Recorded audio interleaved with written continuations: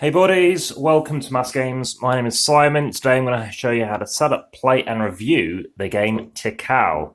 Now, you may have seen that overview video already. If you haven't, please check that out.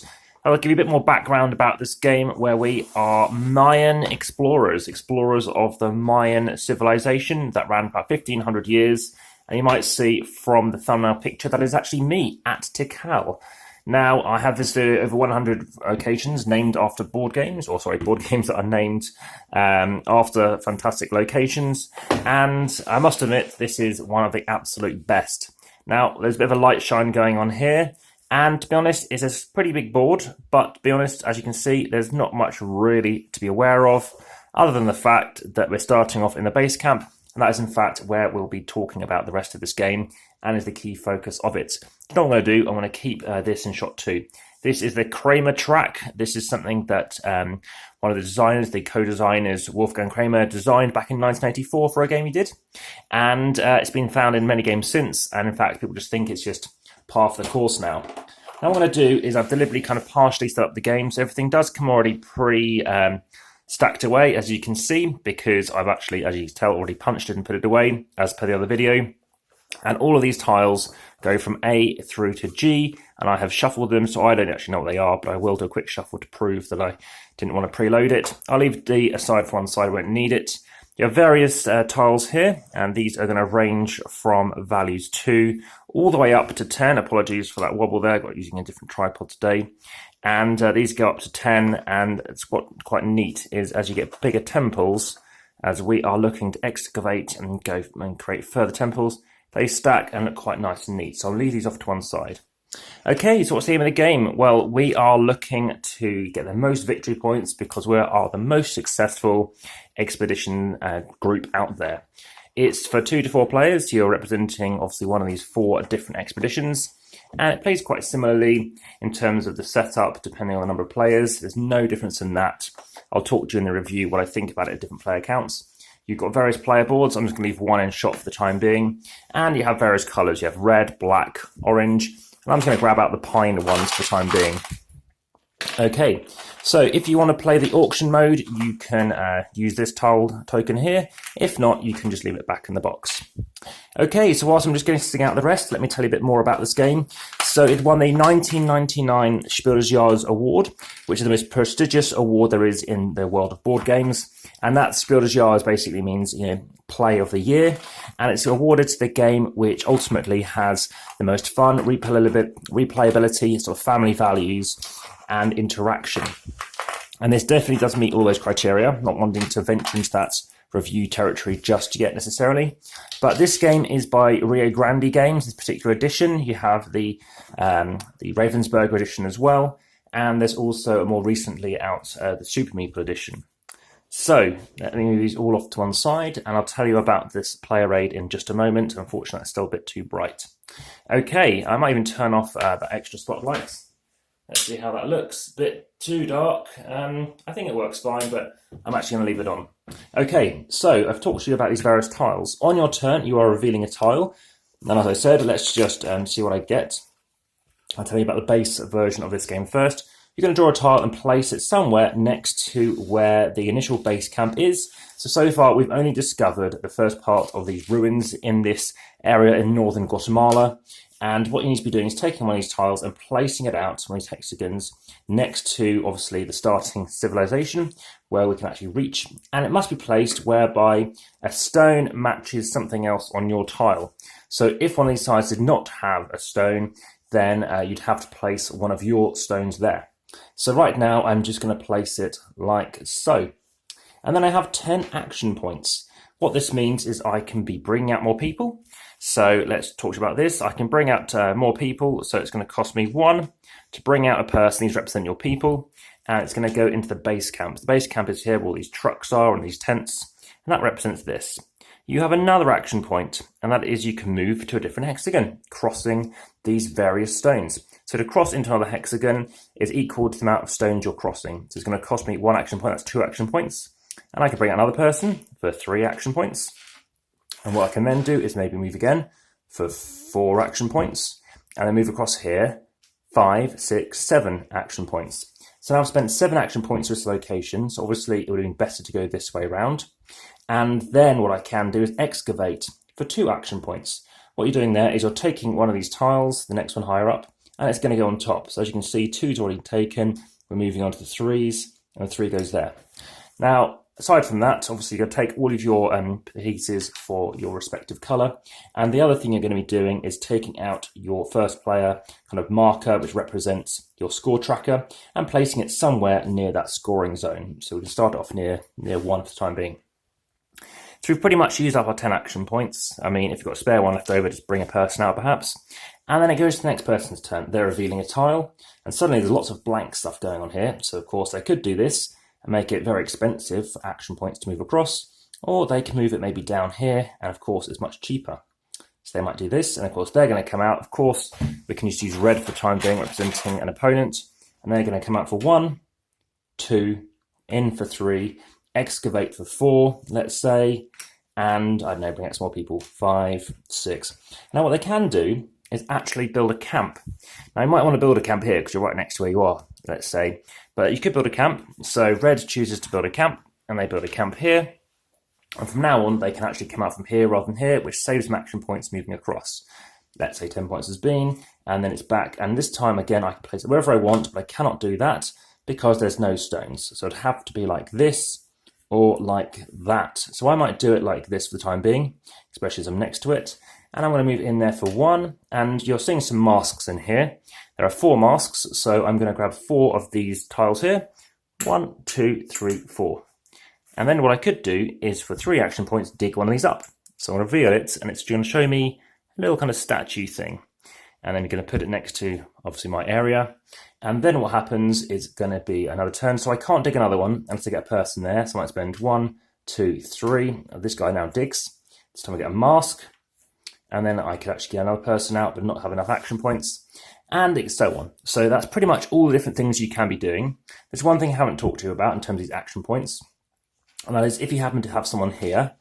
Now, we're reaching scoring phase coming up soon, and scoring happens 4 times throughout the game. It's kind of not exactly random, but at some point through here, we're reaching a volcano. There's going to be 3 coming up, and there's going to be 1 just out of shot, which is going to basically be the the final scoring of the game.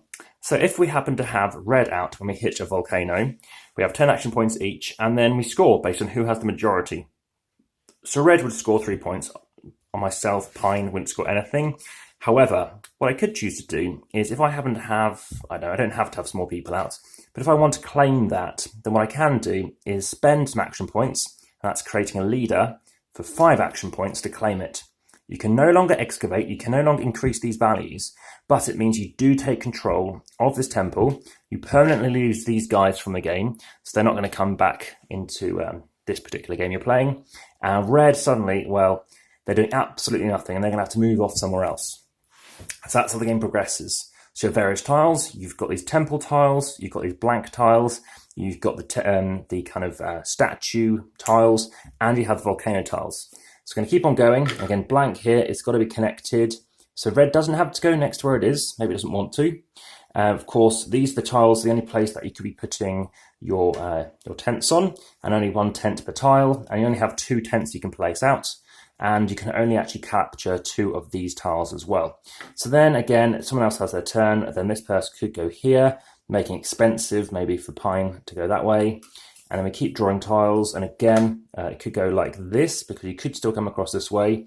It's going to take 4 more tiles, I think that's 3, 4 or something.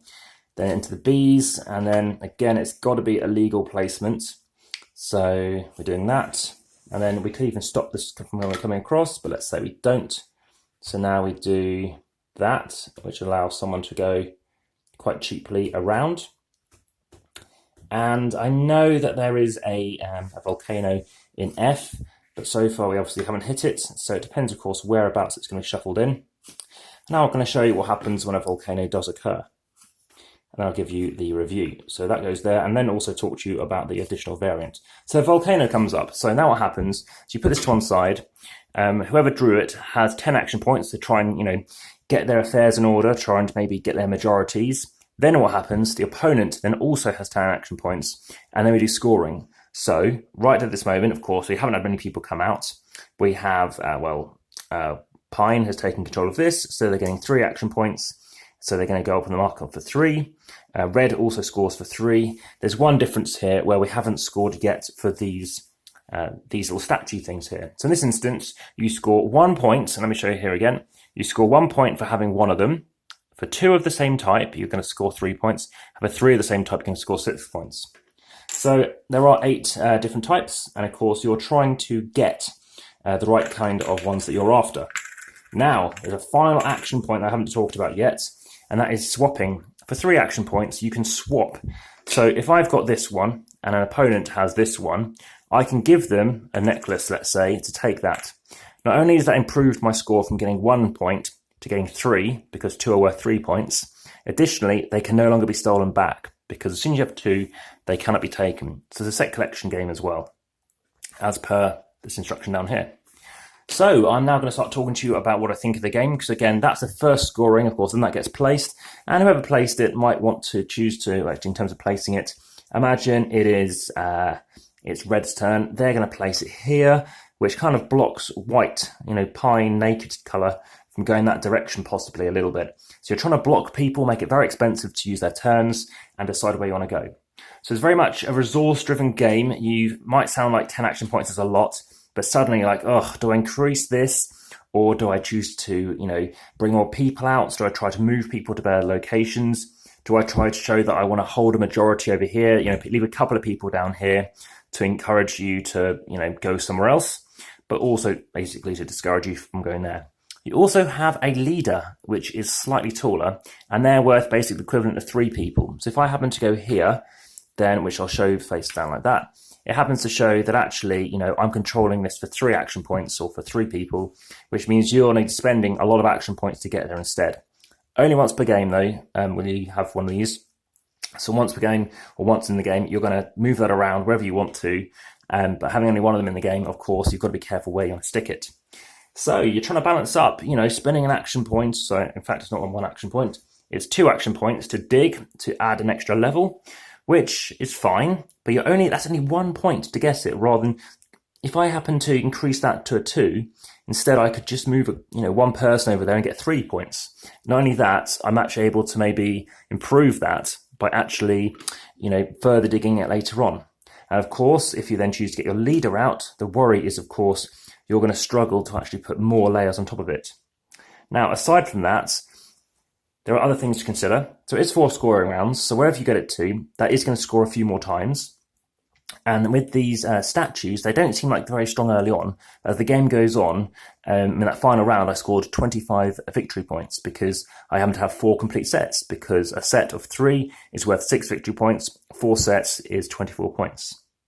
Now, I mentioned earlier about how these things stack. So imagine we had a 5 on here. A 5 actually is the same size, so it doesn't make any difference.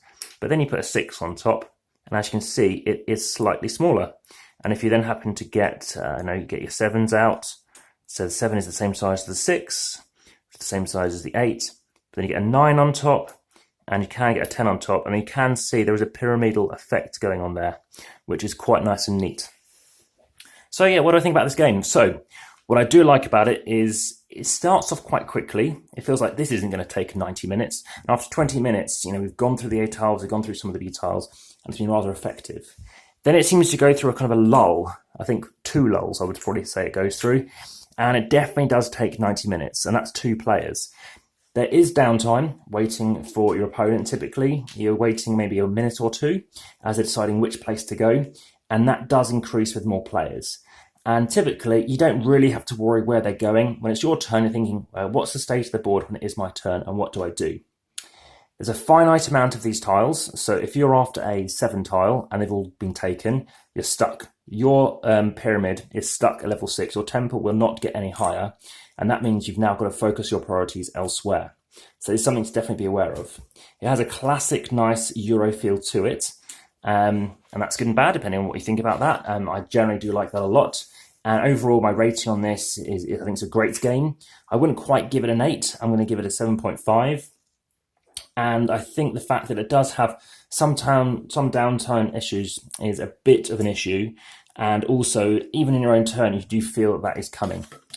Now, let's talk about this advanced variant. So this is a standard part of the game. It's definitely in the rules. It's a gamer's version that involves you basically not drawing a tile which maybe that you don't want. So where that works is both players, or whoever is going to be playing in it, is going to take their cube. I talked to you about this extra thing, which in a two-player mode doesn't matter. But what you're going to be doing is taking your tiles and placing them out on the 20 track, which, as you can see, is just up here.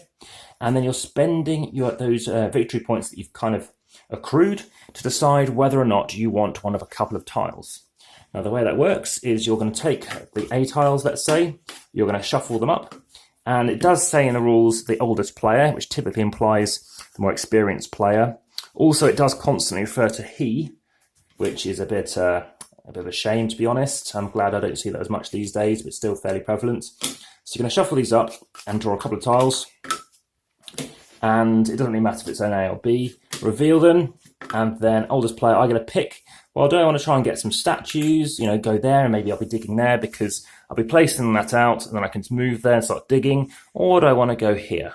Now, for my first turn, I may want to go here, stick a guy, so I might go 1, 2, 3, 4, 5, 6, dig twice, because it's 2 to dig, and I happen to reveal these two, which is going to give me a couple of victory points.